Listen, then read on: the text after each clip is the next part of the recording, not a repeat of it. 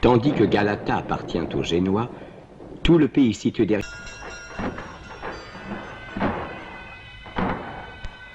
Méhémet conçoit alors une idée stupéfiante d'audace. Dans la nuit du 22 avril, 70 vaisseaux se transportent d'une mer dans l'autre, par monts et par vaux, à travers les vignobles, les champs et les bois.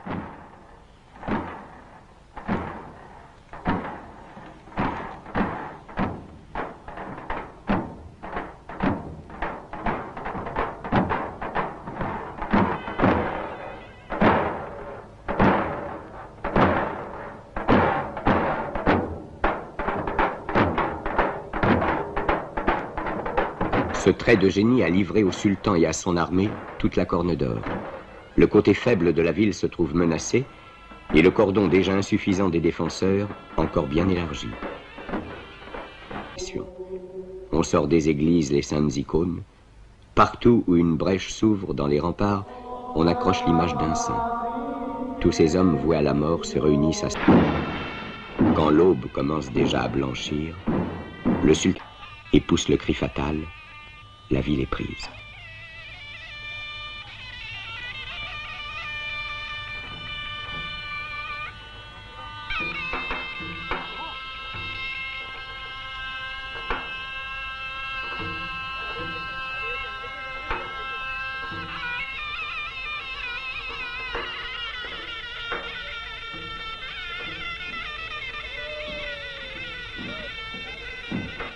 Le vainqueur tient son terrible serment, le sac de Byzance, qui s'en allait dans un voyage sans début et sans fin.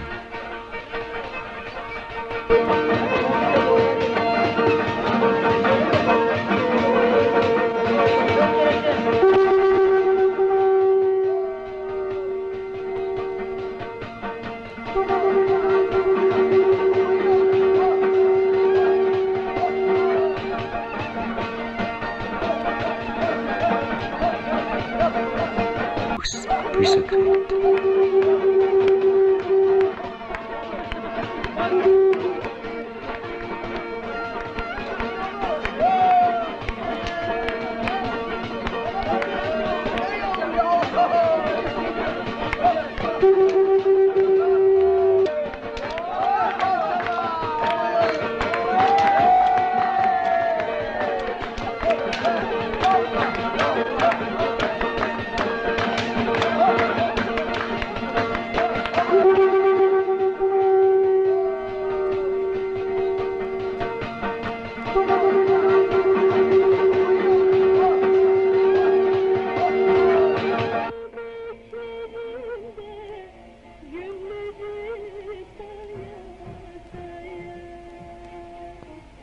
Les pluies de printemps tombent sur Istanbul.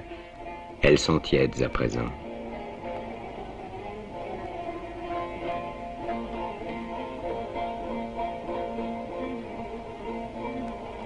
Il y a des villes où tu peux te balader un mois durant sans qu'elles finissent.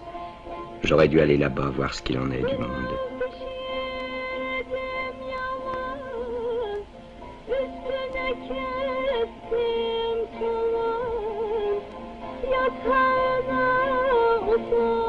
Qu'est-ce qu'il y en a des usines à Istanbul? Qu'est-ce qu'il y en a en Turquie? Qu'est-ce qu'il y en a dans le monde? Innombrables. Et combien d'hommes, combien se disent: si je ne trouve pas de travail, si je n'en ai pas, qui sait combien de chômeurs il y a dans le monde?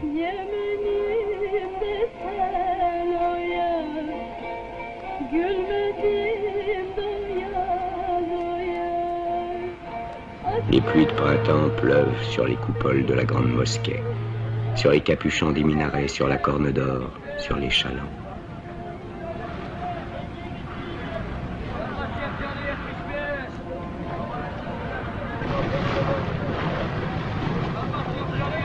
Les pluies de printemps tombent sur le marché aux poissons.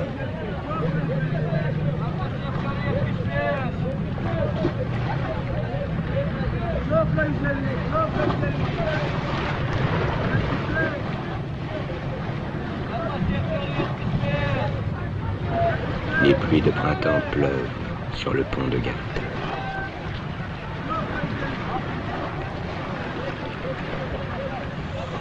Je n'ai jamais reçu, sans rien donner en échange, d'argent de personne, sauf de mon grand-père les jours de fête.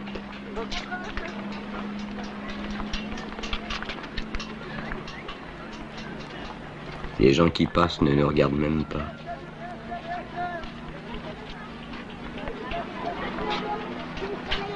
Il ne passe tout de même pas que des salauds sur ce pont. Tu crois qu'on est camelot de père en fiche chez nous, dans la famille? T'es un aristocrate, mon vieux, un fils de pacha.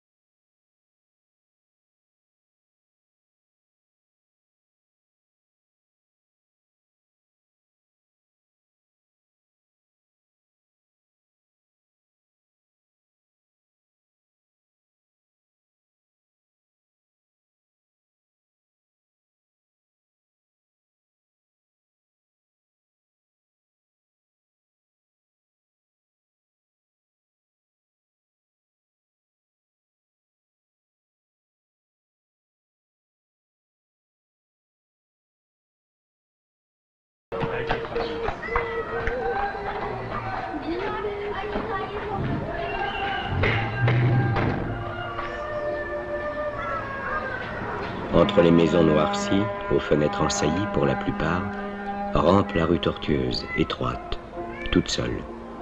Et un silence, une solitude. On monte au premier.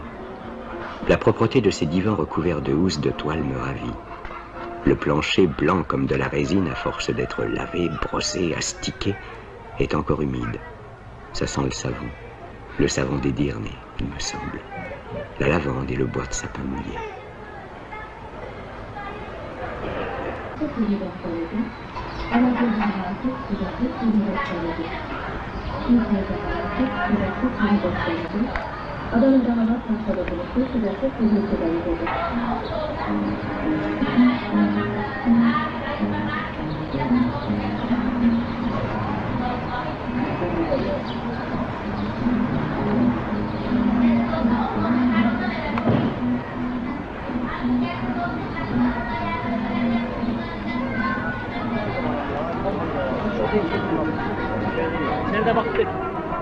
Je n'ai pas encore appris qu'il est un métier consistant à soupçonner tout le monde, que l'on ait pour cela des raisons ou non.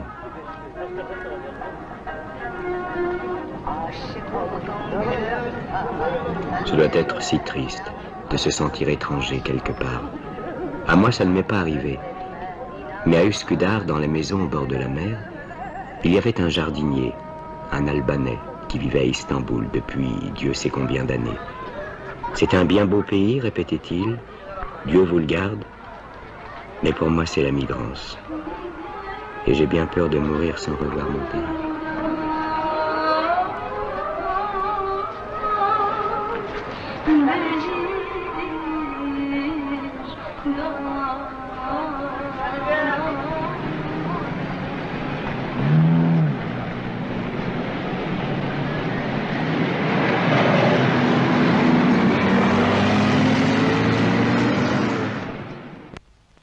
Maître Galip est célèbre pour les drôles de choses auxquelles il pense.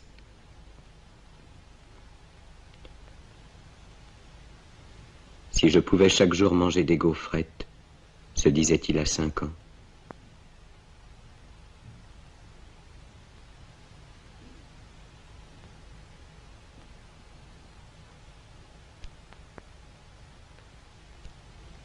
Si j'allais à l'école, se disait-il à 10 ans.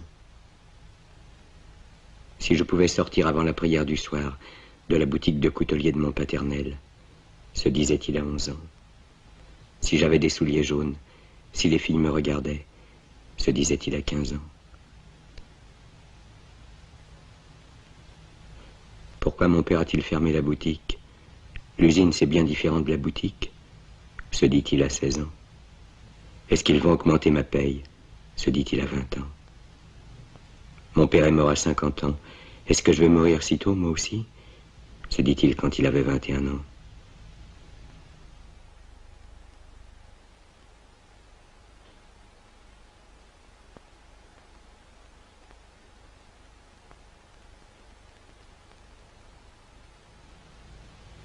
Et si je n'ai pas de travail, pensa-t-il à 22 ans. Et si je n'ai pas de travail, pensa-t-il à 23 ans. Et si je n'ai pas de travail, pensa-t-il à 24 ans. Et souvent chômeur.